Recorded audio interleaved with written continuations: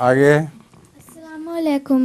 وعلیکم السلام. پیارے حضور، میرا نام ہینا شمس الدین ہے. میرے ابو کا نام شمس الدین ہے. میری امی کا نام عشرت پروین دین ہے.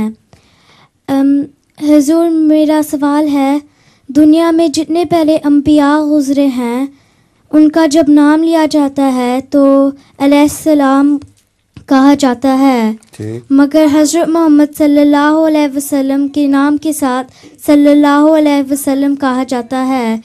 اس کی وجہ کیا ہے؟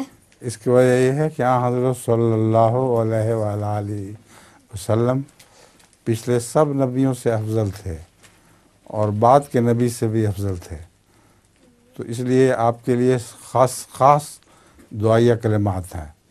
اور دوسرے یہ کہ قرآن کریم میں صرف حضرت صلی اللہ علیہ وسلم کے متعلق یہ آتا ہے صلو علیہ وسلم تسلیما، اور گزشتہ نبیوں کے متعلق یہ بات نہیں آئی.